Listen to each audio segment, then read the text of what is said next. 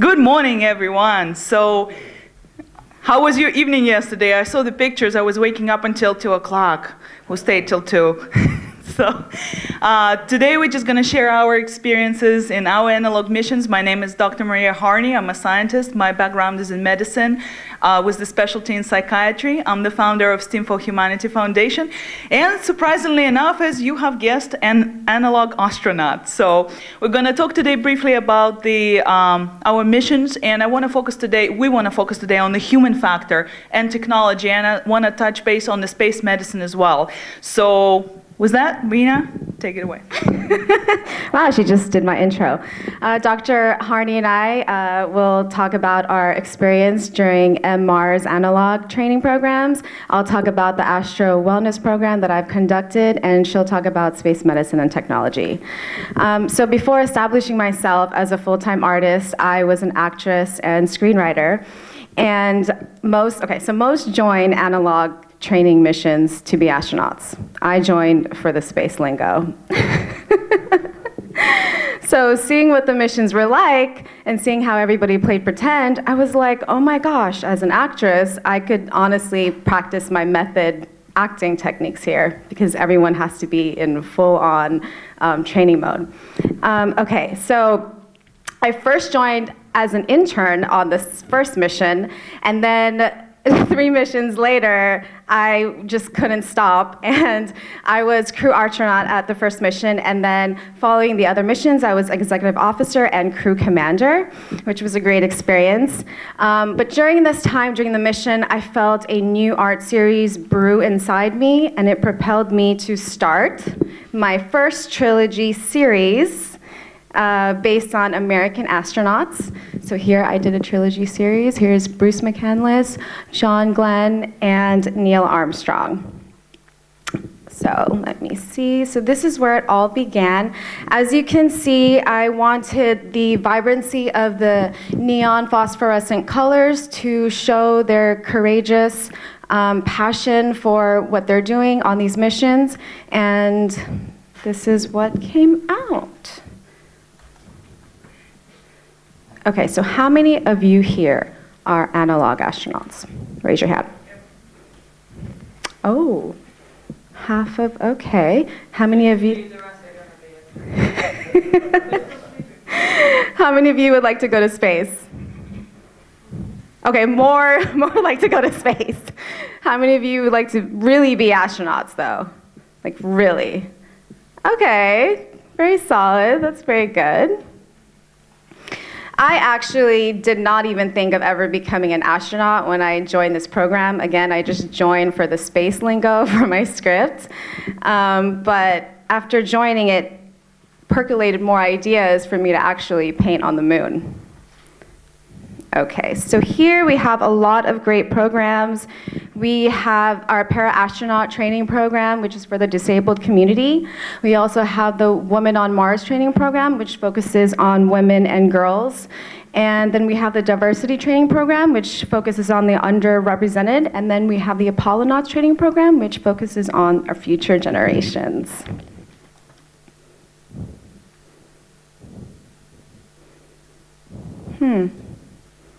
Oops. Sorry. I'm sorry, the slides kind of got muffled. Well, I can speak on this one. Okay. So that's actually the pictures from my first mission, and Reena was saying that we have a lot of programs. That's very true. And every mission is very, very different because we have some missions that specializing in certain things. For example, the ones that I joined, the first 2 ones were specializing in the space medicine. And of course, that's interest of mine. So, oh, they did get muffled, huh? There it is. There we have a couple of pictures, yes. So we have a pre-simulation where we were bonding with the crew. We went for some tours, and then there are a couple of pictures from our EVAs and tele-anesthesia, telesurgery that I will speak later on. So of course, the selection of the astronauts are really, really vigorous process, and I've been involved in that with the interviews and assessments of the astronauts. There are 4 primary criteria that we're focusing on in our missions. Of course, we want our astronauts to be physically fit, mentally fit, and we want astronauts, as the mission proven, to be possessing multidisciplinary knowledge. We're also looking at the personalities, because the ones who went to the mission, you can confer that like every mission is different depending on who is joining the mission. I mean, how many of you joined more than one mission? Is that true? Was the mission alike, or was it different because of people? Very different, even because Very of different. my different role in the mission. Yeah, that's true. You're taking on different roles.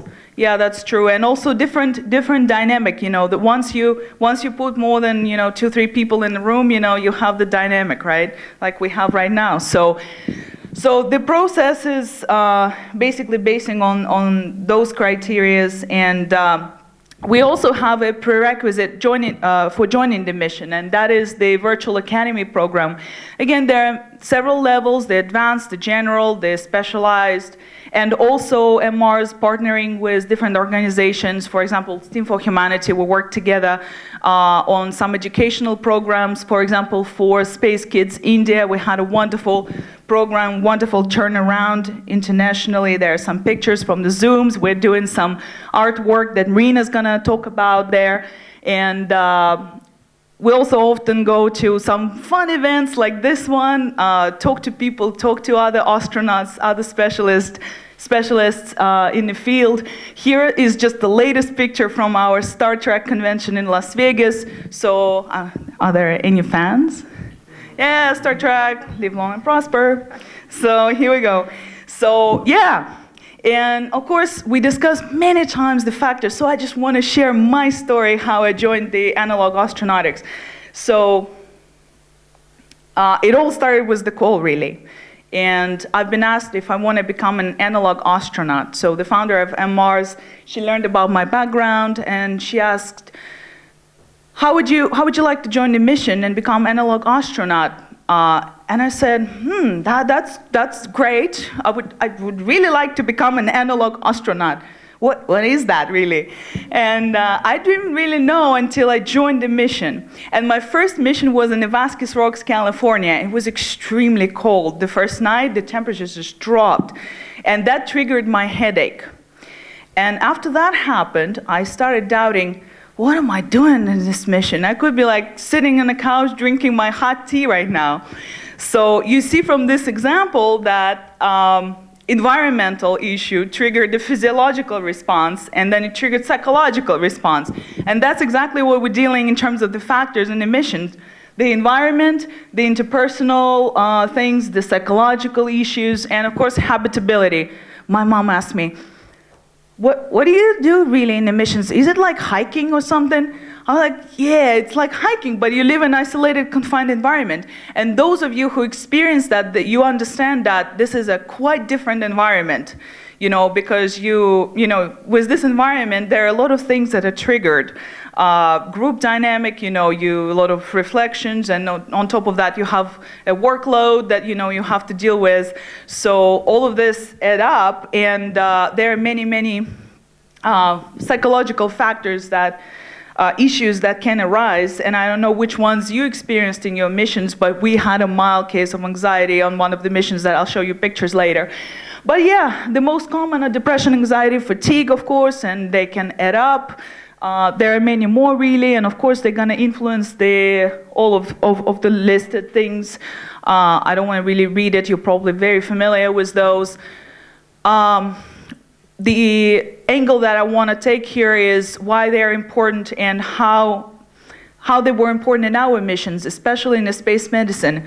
If you think about it, in the emergency medicine, the astronaut need to be sharp. Like imagine you have depression, anxiety, fatigue, and you have to do a surgery. So that was a big thing for us in our missions. So for us to mitigate those psychological issues, we employ the Astro Wellness program, and there are many activities that we do within this program. VR, AR, 3D printing, green hub, underwater. A lot of them are employing the exponential technologies, and Reena going to speak a little bit about VR, AR projects that we use as the countermeasures for the psychological issues, and I will talk about space medicine and 3D printing a little bit later. Lovely. Okay, so just who is here right brain dominant? Who knows? Okay, cool to see. Who's here left brain dominant? Okay, many of you don't.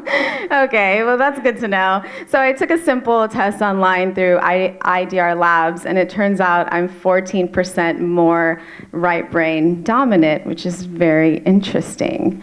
So yeah, a lot of us use, as you can see here, I have a photo of us at crew 1115 or 114. And as you can see over here, these doctors are using their right brain to create mission banners, artistic mission banners. Here also we have a doctor here using his left and right brain to figure out how to perform the surgery. And then also here, I put a photo of the Earth because a lot of the times we don't, a lot of right-brainers think of the Earth as Mother Nature, art, beautiful, but also it has a lot of scientific things that go along with it. So we have to use our left brain on how to solve problems here on the Earth. So to help solve problems outside of the Earth. Here I have a painting called Tether Hearts that I did just to symbolize the left brain and right brain and how we're more tethered than we think and how the both of these cerebral hemispheres actually helps us. It's called our corpus callosum. Oh, and here's a 3D robot that one of the 3D engineers created. So it was really cool to see him use his corpus callosum. And if you don't know what corpus callosum it is how the left and right brain communicates to each other. Let me go. Oops. Thank you, love. Okay, so here I conducted what we call a dark painting exercise. We use our 5 senses, and we're gonna actually do this activity later. I'm gonna ask all of you to join. But basically everyone goes in a line and everyone's blindfolded except the person in front of the canvas.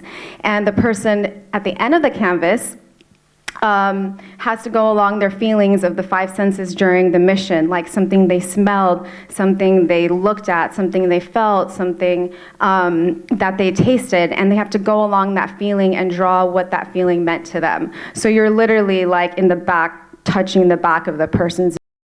And it's a really funny exercise. Like a lot of the Analogue astronauts were like laughing, and it was so great to see because a lot of these times everyone's so stressed out trying to do their job and trying to help one another that we forget to laugh. Anyways, yeah. So here's all of us actually. The benefits of the art projects. What I've noticed, how it's benefited the missions that I've been in. It helps increase blood flow. There was a study that said when people look at art or experience art, their brain activity, their blood flow increases as much as 10%. So that was really cool. Increases in serotonin levels. They say experiencing art, doing art, and actually looking at your loved one increases that. So it makes you happy. So just look at the person next to you to make you happy. I'm just kidding. It lowers cortisol levels, reduces stress. Art improves one's focus. Have you ever heard of an artist flow state? Anybody? So in this artist flow state, I am completely present.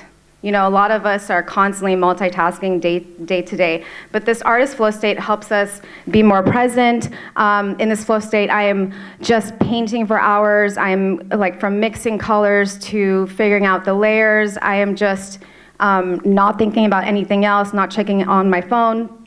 But this actually helps us learn new skills. So practicing this muscle helps us learn new skills, and it helps improves communication. How do we learn to self-express ourselves? And a lot of the times, many of us don't know how to communicate that, so I think it's very cool.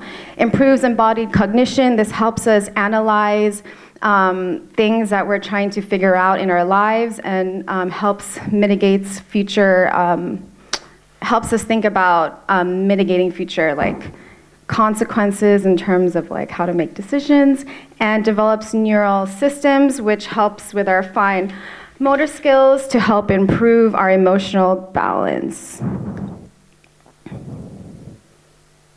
Oh, I keep going up. I'm so sorry, y'all. Okay, so here is our dark painting. Some of the things we've done. As you can see, it has made abstract master painters out of us.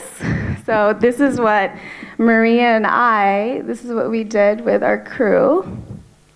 Then this was another mission that, as you can see, it's a little bit different. But we were all blindfolded, so just imagine painting in the dark. Okay.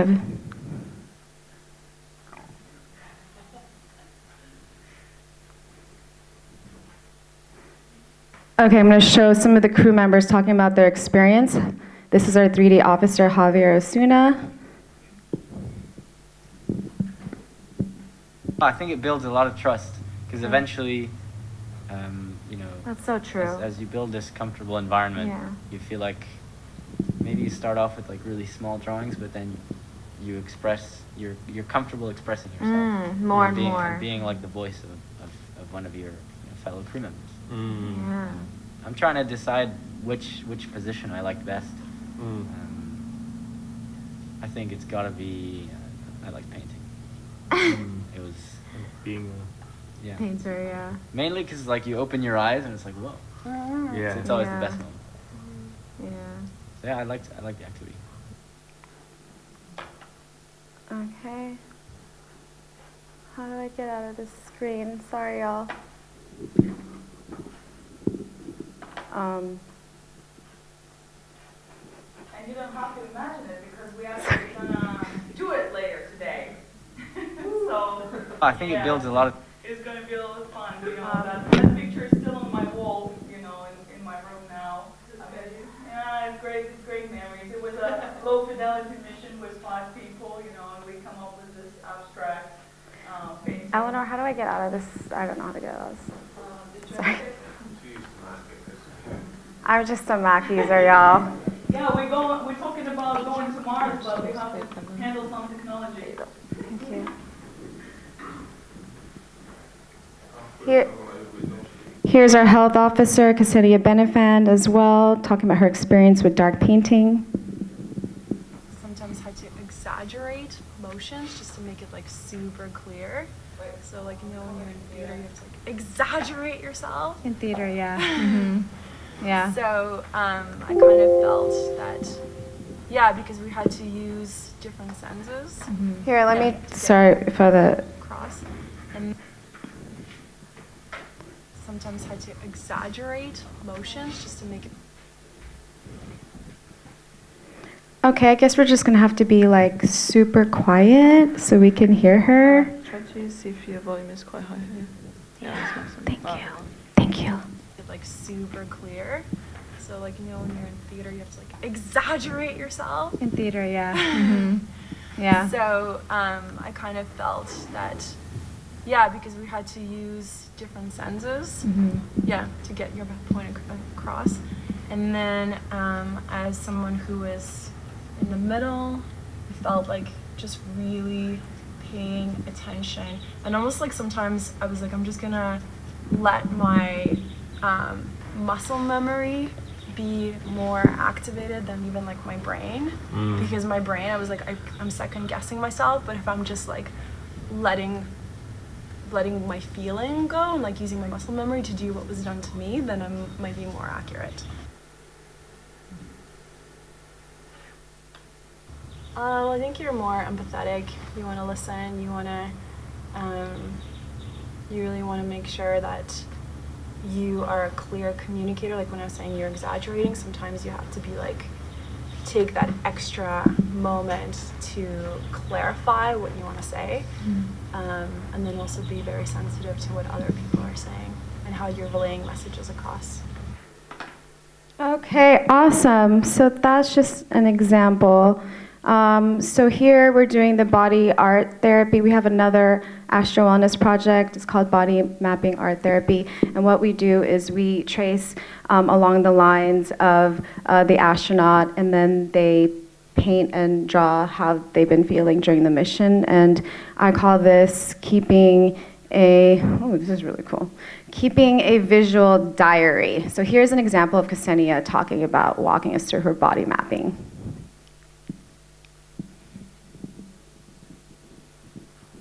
For my body mapping, I chose to start with the color purple.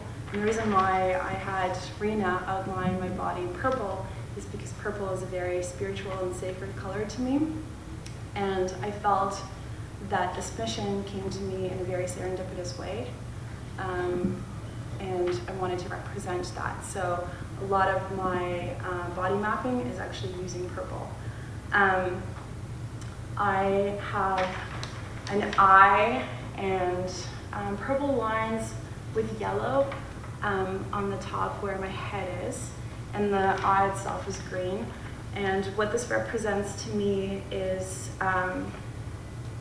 feeling very connected to what's actually happening with the mission and feeling very connected to the crew. In Reiki modality, the green color represents love. And so for me, I really wanted to approach this mission with love. And since we are bringing the Burning Love project to this mission, I thought that was an important thing for me to capture. The yellow also represents power in the Reiki modality. And so I kind of wanted to show spirituality connected with power, because that's how I feel around the crew. So I think you get the gist of that, y'all, you know? Okay, okay. Okay, cool. So here we have our VR AR body mapping, which is really cool because it's less messy. So here we have everyone using the 360-degree Google tilt brush. And then here's another, just really, let me just show you part of this, but this is how it looks. Your voice.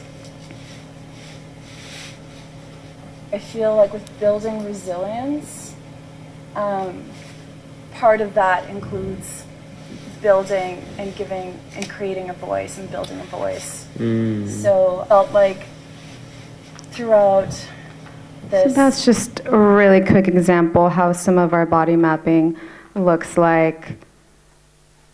And here, ooh, we have Maria here doing some Burning Mars. So we have a Burning Mars project. Ksenia Benevand and Joe Lang, they were crew members and they met at Burning Man.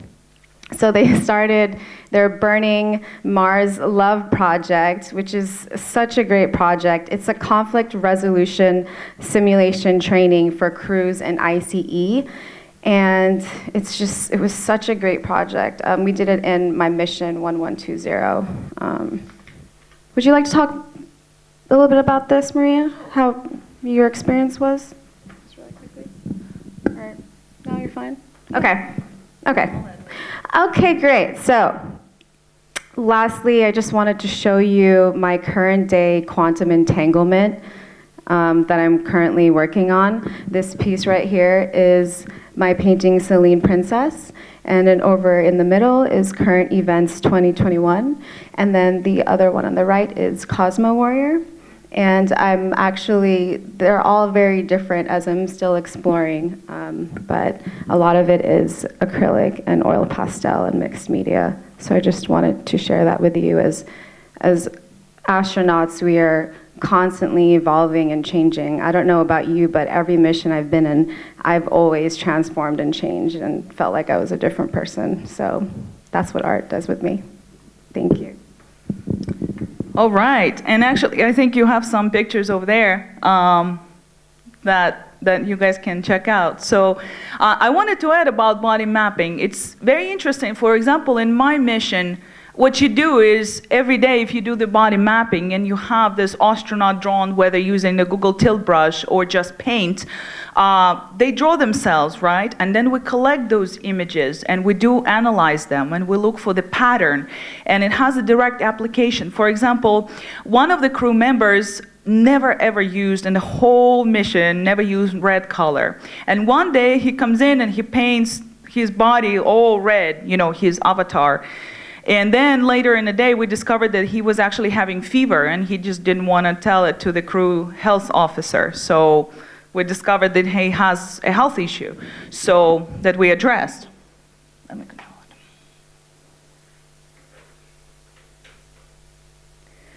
it. Another example of the art project that we do a Alchemnaut project. It's a EVA, extravehicular activity. As regular as it gets. However, every astronaut has to pick up an object during the EVA that resonated with him or her emotionally. And, you know, no wonder there are a lot of rocks that have been picked up. However, one astronaut said, I picked up a rock and it was stuck to another rock. And it was forming a shape of a heart. And then we had a crew discussions after the EVA. And this crew member reflected on his conflict with another crew member. And through this crew discussions, we were able to mitigate those conflicts. So that's just another example. Enough said pretty much about the green hub. You know, we have the standard green hub like many of you had in the missions. Reena was one time a green hub officer. We successfully grew potatoes, green beans, lettuce, what? Tomatoes. Tomatoes. Yeah, you can tell I'm not really good with green hub. However, I'm better with diving. So we are developing the underwater program. And we're currently in talks with the deeper pools in Los Angeles. Some of them are in the entertainment industry, surprisingly enough. You know, they have a deeper pools.